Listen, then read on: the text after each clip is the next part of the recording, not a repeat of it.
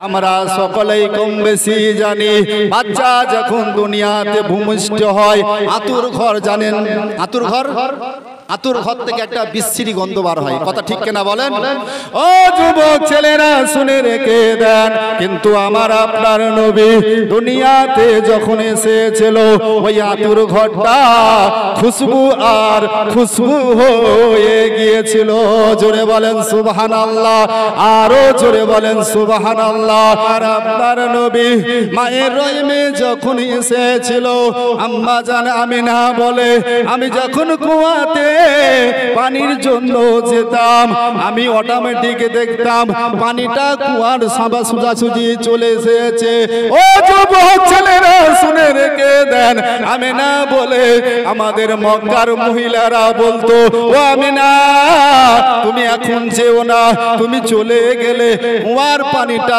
নেবে যাবে আমাদের তুলতে বড় অসুবিধা হবে ও আমিনা শুনে রেখে দাও তোমার কলসিতে পানি আমরা ভরে দেব তোমার পানি তোমাকে বহন করতে হবে না আমরা মাথায় করে নিয়ে তোমার বাড়িতে পৌঁছে দেব জোরে বলেন সুবহানাল্লাহ নবী আমাদের মতো নাই ছেলেরা বাচ্চারা শুনে রেখে দেন ও যুবক ছেলেরা শুনে রেখে দেন আমার আপনার নবী আমার আপনার মতো মানুষ নাই নবী মানুষ বটে ছেলেরা বাচ্চারা শুনে রেখে দেন আমার আপনার নবী যখন মায়ের রেহমেতে এসেছিল যুবক ছেলেরা শুনে রেখে দেন ও যুবক ছেলেরা শুনে রেখে দেন আমরা সাধারণভাবে জানি বিধবা মহিলারা যদি আত্মরমাকে আমাদের সমাজের মানুষ তাদেরকে ভালো চোখে দেখে না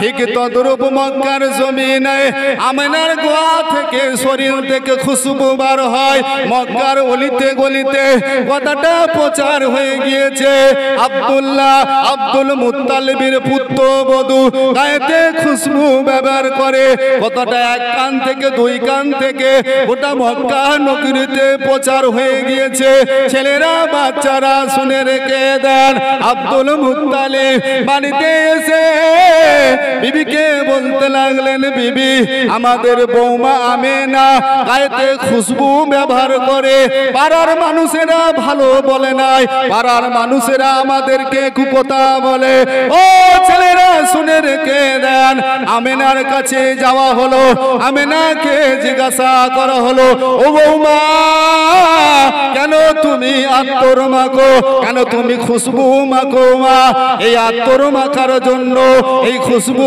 মাখার জন্য পাড়ার মানুষেরা ভালো বলে না ওই সময় আমিনা বুদ্ধিমতী মহিলা ছিল সঙ্গে সঙ্গে মুখ থেকে একটু সামান্য থুতু ফেলে দিলেন থুতু ফেলে দিবার সাথে সাথে দেখা যায় মিসকে আম্মারের যেই রূপ খুশবু তার থেকে আরো বেশি খুশবু বার হয় জোরে বলেন আমি আপনি যখন আমাদের মায়ের পেটে ছিলাম আমাদের মায়ের মুখ থেকে মিসকে আম্বারের চাইতে খুশবু বার হতো আমিনা বলছে যে আমি কোনো খুশবু মাখি নাই আমি যে বিধবা মহিলা আমি খুশবু মাখি বলে মনে করছে আমি খুশবু মাখি মক্কার মানুষেরা আমার নামে বাজে বাজে কথা বলে কিন্তু আমি খুশবু মাখি নাই আমার শুধু গা থেকে গন্ধ বার হয় না বরং আমার থুতুটাকেও আল্লাহ সুবহানাহু ওয়া তাআলা আত্মরের থেকে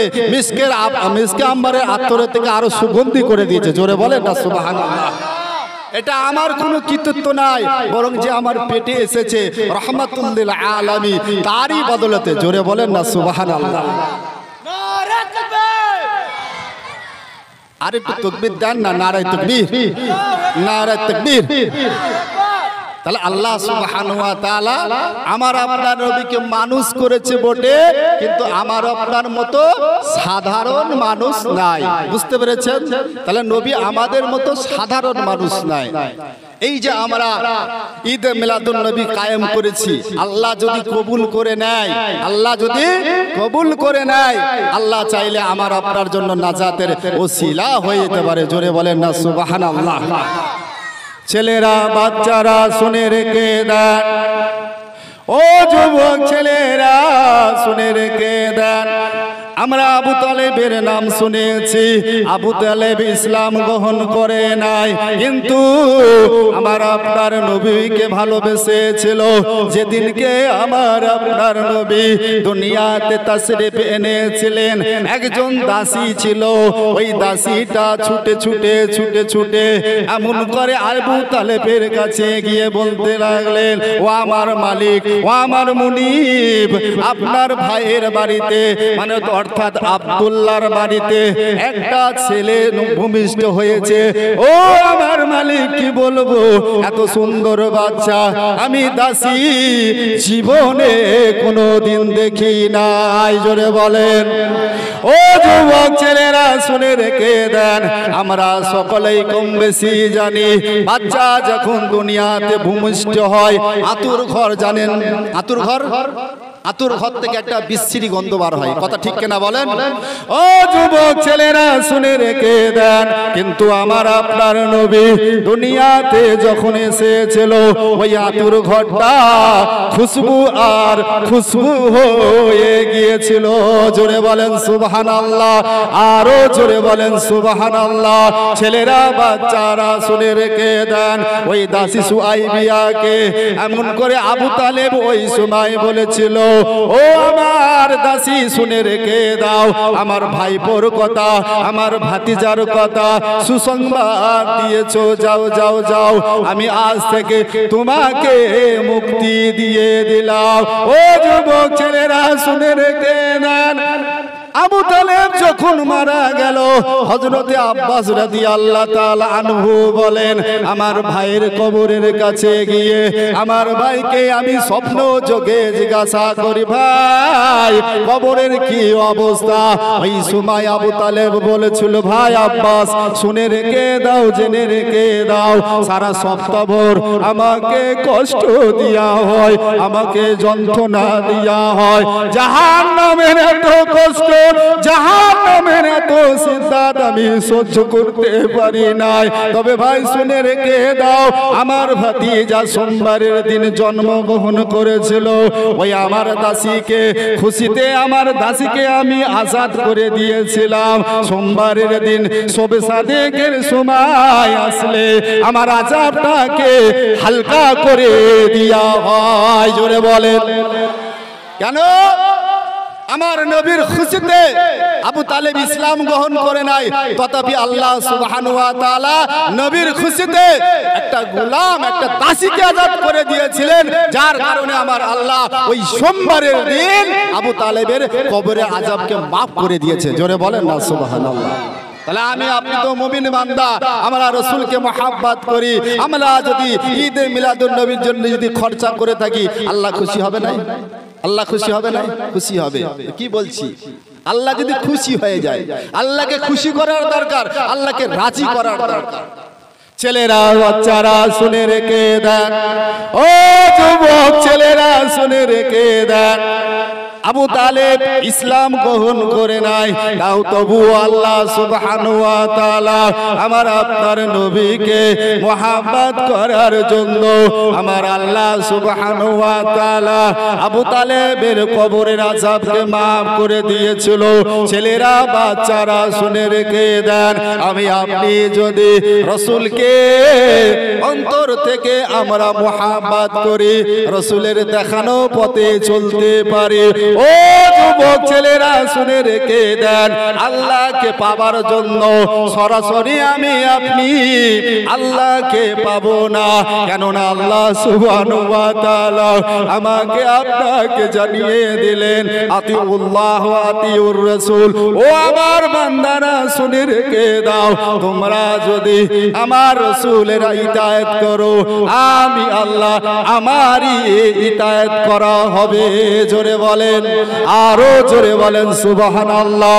ছেলেরা বাচ্চারা শুনে রেখে দেন, এই যে আমরা নবী দিবসের জলসাতে বসে বসে কোরআনের কথা শুনছি, হাদিসের কথা শুনছি, এই শোনার পরে আমাকে আপনাকে ভুলে গেলে হবে না। আলেম উলামারা যে কথাগুলো বলবে ওগুলো আমলে পরিণত করতে হবে। ও যুবক ছেলেরা শুনে রেখে দেন, সব হুজুররা এত কেন বড় দামি। আমার আপনার নবী সাহাবাদেরকে যা বলেছে, সাহাবা হুজুররা আমার আপনার নবীর কথা কোনোদিন ছেড়ে দেন নাই। ও যুবক ছেলেরা, সব থেকে যদি আমার আপনার রাসূলকে মুহাব্বত করতে পারেন, আপনার জীবনটা দুনিয়াতে কামিয়াব হয়ে যাবেন, আখিরাতে কামিয়াব হয়ে যাবেন। জোরে বলেন, আরো জোরে বলেন সুবহানাল্লাহ। আল্লাহুম্মা সাল্লি আলা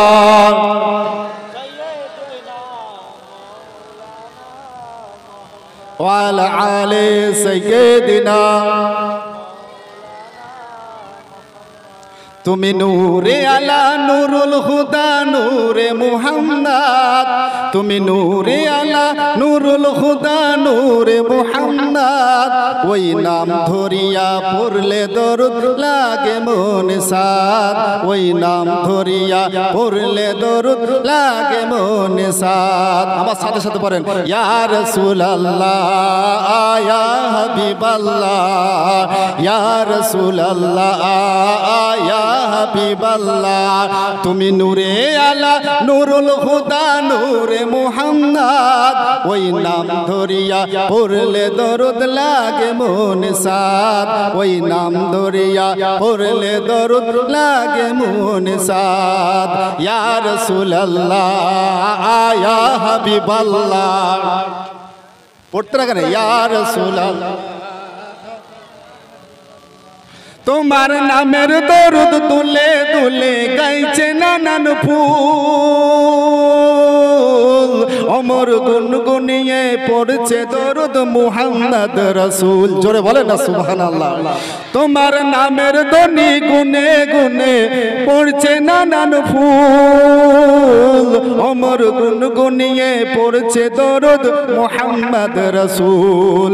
তোমার নূরের আলোয়, তোমার নূরের আলোয় চন্দ্র তারা জ্বলছে সারা রাত, ওই নাম ধরিয়া পড়লে দরুদ লাগে মনে সাদ, ওই নাম ধরিয়া পড়লে দরুদ লাগে মনে সাদ।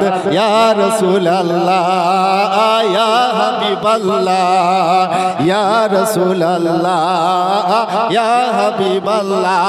তোমার ইশকে নবী পাগল হলো তামাম সৃষ্টি কুল, তোমার উম্মত হয়ে ধন্য হলো তামাম মাখলুক। জোরে বলেন না সুবহানাল্লাহ। তোমার নূরের আলোয়, তোমার নূরের আলোয় চন্দ্র তারা চলছে সারা রাত, ওই নাম ধরিয়া পড়লে দরুদ লাগে মনে সাদ, ওই নাম ধরিয়া পড়লে দরুদ লাগে মনে সাদ। ইয়া রাসূলুল্লাহ ইয়া হাবিবাল্লাহ, ইয়া রাসূলুল্লাহ ইয়া হাবিবাল্লাহ।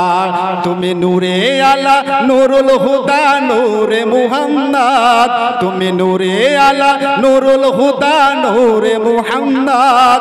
ওই নাম ধরিয়া পড়লে দরুদ লাগে মনে সাদ, ওই নাম ধরিয়া পড়লে দরুদ লাগে মনে সাদ। আল্লাহুম্মা সাল্লি আলা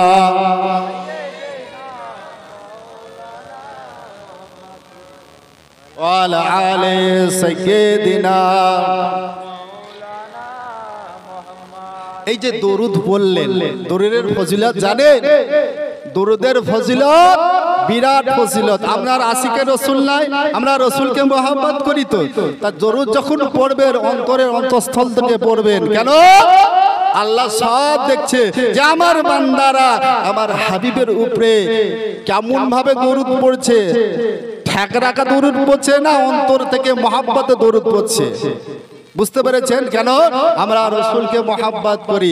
এই যে ঈদে মিলাদুন নবী একদিনের জন্য পালন করব না, যতদিন বেঁচে যাব, বেঁচে থাকবো ততদিনই পালন করব। বলেন না ইনশাআল্লাহ?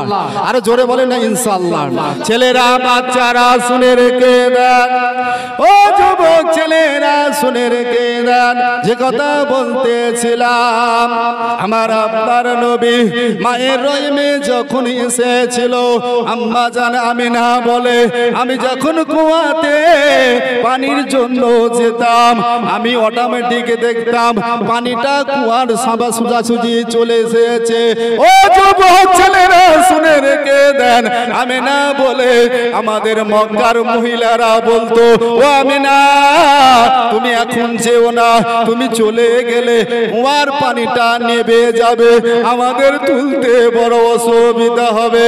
ও আমেনা শুনে রেখে দাও, তোমার কলসিতে পানি আমরা ভরে দেব, তোমার পানি তোমাকে বহন করতে হবে না, আমরা মাথায় করে নিয়ে নিয়ে তোমার বাড়িতে পৌঁছে দেব। জোরে বলেন সুবহানাল্লাহ। ও যুবক ছেলেরা শুনে রেখে দেন, আল্লাহ সুবহানাহু ওয়া তাআলা আমার আপনার নবীকে এমন এক আলা মারতাবের নবী করেছে, আমরা সকলেই জানি আমাদের কোনো কৃতিত্ব নাই, শুধু আমরা এত দামি কেন? ও যুবক ছেলেরা শুনে রেখে দেন, আমরা কেবল আমার আপনার নবীর জন্য আমরা এত দামি হয়েছি। জোরে বলেন সুবহানাল্লাহ। আমাদের কোনো দাম ছিল না, আমরা দামি হয়েছি কেন? না, আমাদের নবী মুহাম্মদ মুস্তাফা সাল্লাল্লাহু আলাইহি ওয়াসাল্লাম আমাদের এত মর্তবা দিয়েছে আল্লাহ সুবহানাহু ওয়া তাআলা শুধু আমার নবীর খাতিরে, নবীর খাতিরে। কিন্তু এই উম্মতের মধ্যে কত ফেরকা আছে জানেন? একদল আলেম, সাধারণ মানুষ নাই, আলেমরাই বলছে নবী আমাদেরই মতো, তো নবী আমাদেরই মতো তো। আচ্ছা বলে ও নবীর কিন্তু উম্মত দাবিদার, নবীকে যে সাধারণ ভাবছে, আল্লাহ রাসূল সাল্লাল্লাহু আলাইহি ওয়াসাল্লাম সাধারণ কোনো মানুষ ছিলেন না, নবী মানুষ কিন্তু সাধারণ মানুষ নয়। ছেলেরা বাচ্চারা শুনে রেখে দেন, তারিখের কিতাব আলগা করলে দেখা যায় আমেনা বলে আমি যখন রাস্তাতে বার হতাম, এই কথাগুলো কাকে শোনাচ্ছে বলো তো? আমেনা শ্বশুর আব্বা আব্দুল মুত্তালিবকে। কেন? আতর মাকে মক্কার মানুষেরা বাজে বাজে কথা বলে যে একটা বিধবা মহিলা আতর মাকে, এটা ভালো কথা? শ্বশুর আব্বা এবং শাশুমাকে শোনাচ্ছে, ও আমার শ্বশুর আব্বা শুনে রেখে দেন, ও আমার শাশুমা আপনি শুনে রেখে দেন, আমি কিছুই করি না, এটা আমার পেটেরটা যেটা আছে তার বরকতে।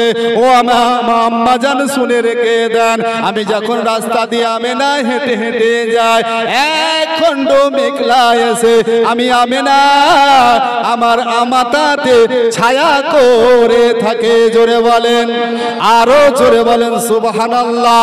ছেলেরা বাচ্চারা শুনে রেখে দেন, আমেনা বলে আমি যখন আমার পেটেতে বাচ্চা চলে আসলো, আমার কচি মুহাম্মদ সাল্লাল্লাহু আলাইহি ওয়াসাল্লাম চলে আসার সাথে সাথে পারস্যের পাঁচপাশাত গুণ আমি আমেনা, আমি মক্কা থেকে এখান থেকে পরিষ্কার ভাবে আমি আমেনা দেখতে পেতাম। জোরে বলেন, ও যুবক ছেলেরা শুনে রেখে দেন, তাহলে রাসূল আমার মতো আপনার মতো সাধারণ মানুষ নাই। আল্লাহ সুবহানাহু ওয়া তাআলা আমার আপনার নবীকে মানুষ করে কেনই বা পাঠালেন? আমার আপনার অন্তরে, আমার আপনার অন্তরে প্রশ্ন আসতে পারে। ও যুবক ছেলেরা শুনে রেখে দেন, কেননা আল্লাহ সুবহানাহু ওয়া তাআলা মানুষকেই শিক্ষা দেবে, তো মানুষ শিক্ষক একজন দরকার। সেই জন্য আল্লাহ সুবহানাহু ওয়া তাআলা যুগে যুগে যত নবী পয়গম্বর পাঠিয়েছে, আল্লাহ সুবহানাহু ওয়া তাআলা সব মানুষ নবী পাঠিয়েছে, কেননা মানুষকে শিক্ষা দিতে হবে। ছেলেরা বাচ্চারা শুনে রেখে দেন, এদিক ওদিক ভটকাতে যাবেন না। কোরআনের কথা, হাদিসের কথা, ইউটিউবে এখন কত বক্তা আছে, কত ধরনের কথা বলছে। ও যুবক ছেলেরা শুনে রেখে দেন, আমি বলছি বলে যে আমার কথার উপরে আপনি আমল করবেন তা না।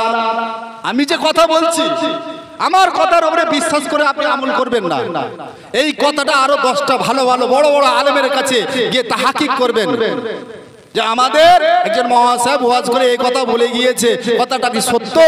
যদি আমলের হাদিস হয়, আমলের কোরআনের আয়াত হয়, আমল করবেন। যদি বলে ঠিক, আর আমরা কি বলছি? কোরআন বলছে, কোরআনের পারা নাম্বার, পৃষ্ঠা নাম্বার, আয়াত নাম্বার, হাদিস বুখারী, হাদিস তিরমিজির। আরে কি ওরা কি ভুল কথা বলছে নাকি?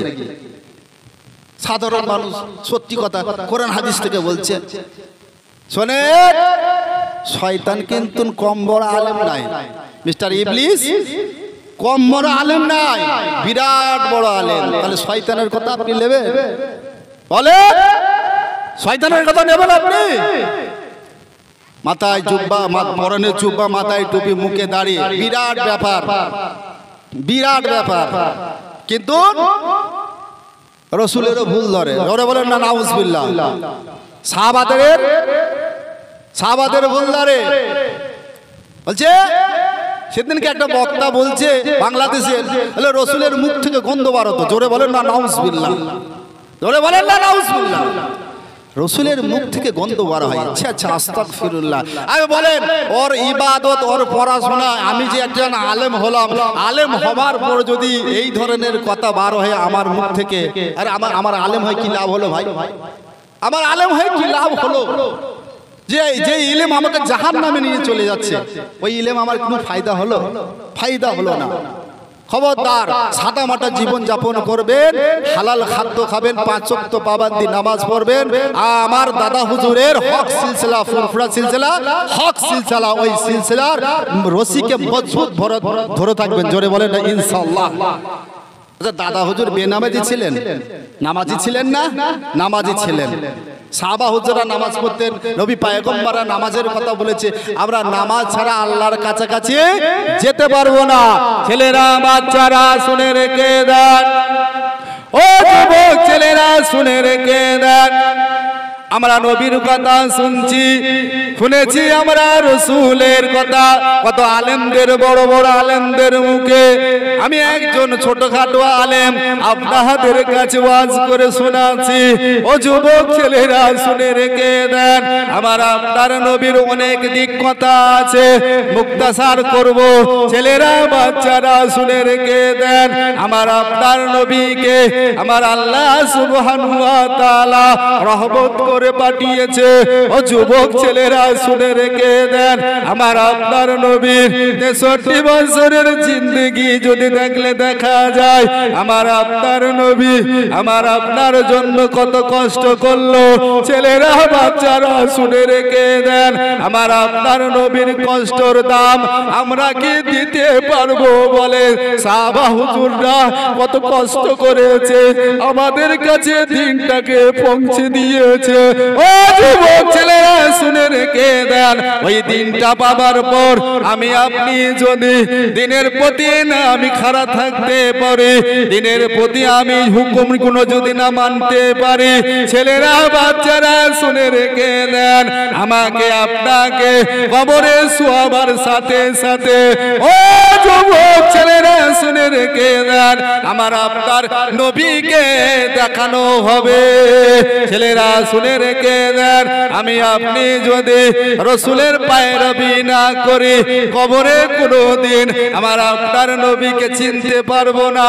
যে ব্যক্তি আমার আপনার নবীর পায়রাবি করে নাই, যে ব্যক্তি আমার আপনার নবীকে মোহাব্বত করে নাই, ওই ব্যক্তি কবরে যত বড় আলেম হোক না কেন, কবরে গিয়ে বলবে লা আদরি, আমি জানি না, আমি জানি না।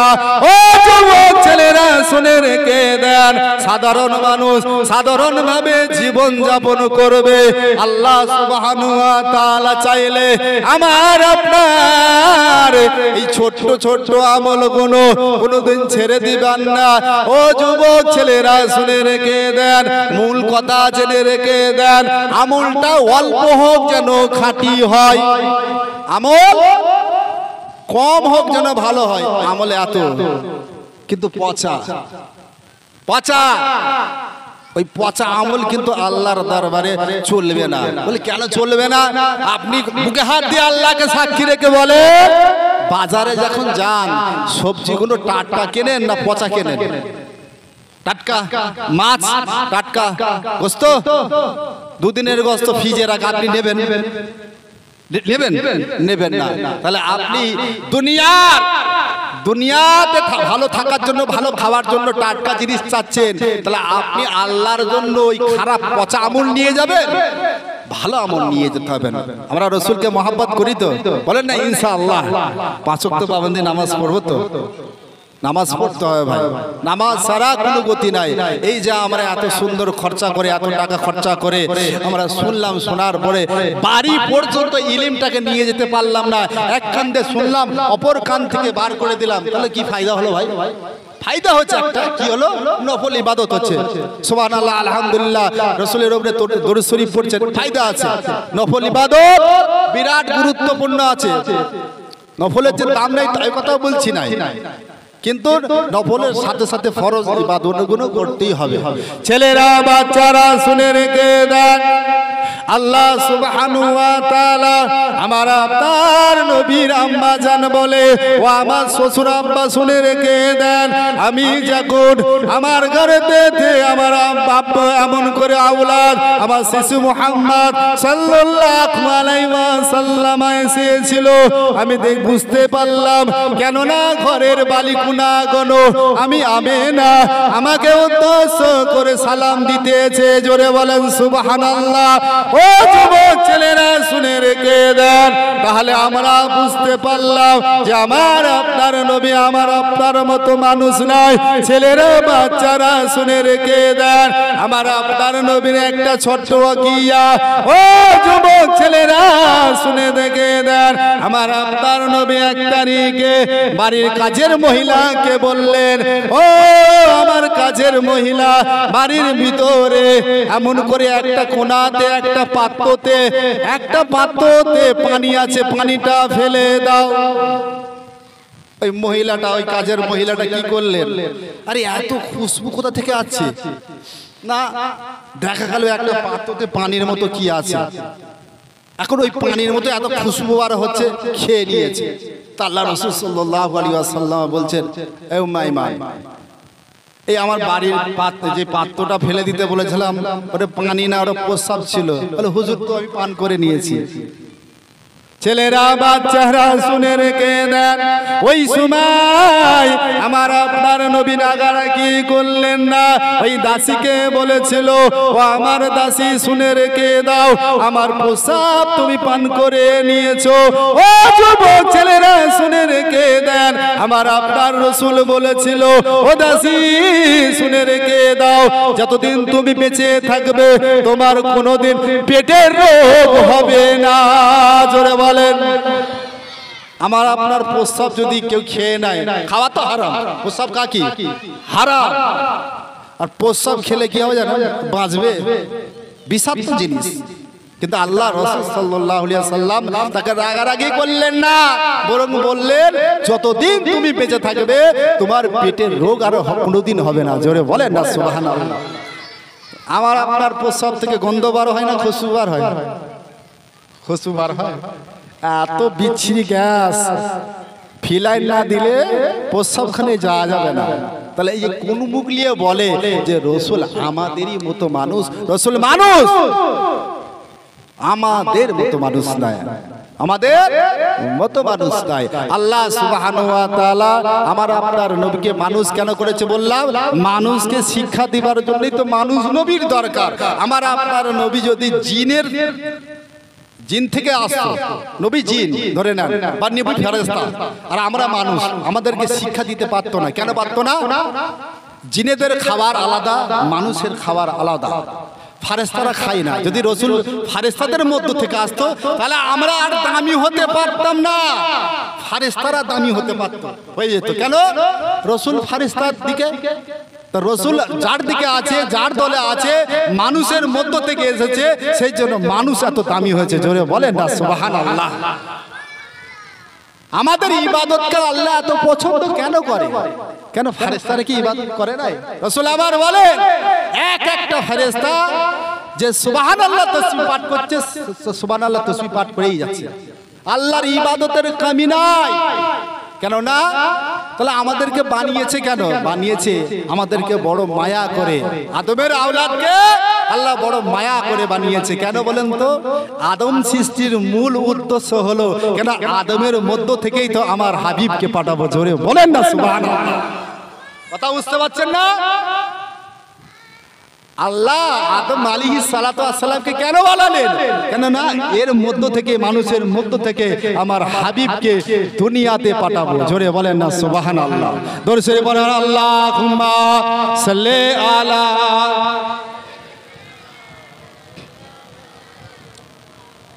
ওয়া আলা আলি সাইয়্যিদিনা।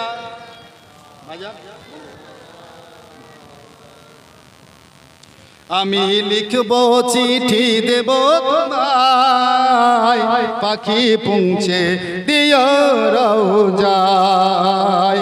আমি লিখব চিঠি দেব তোমায়, পাখি পৌঁছে দিও রওজায়। আমি থাকবো বসে আশায়, চিঠির উত্তর আসবে আমার গায়। আমি লিখব চিঠি দেব তোমায়, পাখি পৌঁছে দিও রওজায়। কবে আসবে মদিনার পেগাম, গায়ে বাঁধবো হাসিদের মেহরাম। জোরে বলেন না সুবহানাল্লাহ। কবে আসবে মদিনার পেগাম, গায়ে বাঁধবো হাজিদের মেহরাম। আমি ঘুরবো মদিনার চারিপাশ, দু চোখে দেখবো সবজে গুম্বাজ। আমি লিখবো চিঠি দেব তোমায়, পাখি পৌঁছে দিও রওজায়। তৃষ্ণায় কাতর আমার এই মন, তৃষ্ণা মিটাবে খুফে জমজম। তৃষ্ণায় কাতর আমার এই মন, তৃষ্ণা মিটাবে খুফে জমজম। সে পানি মাখবো আমি ইশারা গায়, পাখি পৌঁছে দিও রওজায়। আমি লিখব চিঠি দেব তোমায়, পাখি পৌঁছে দিও রওজায়। চিঠির উত্তর যদি গনা পাই, জীবন মরণ সবই যে বিতায়। চিঠির উত্তর যদি না গো পাই, জীবন মরণ সবই যে বিতায়। যে প্রেমের চাদর, যে প্রেমের চাদর ওয়াইস করো নির্গায়, সে প্রেম নসিব করো গো আমায়। আমি লিখব চিঠি দেব তোমায়, পাখি পৌঁছে দিও রওজায়।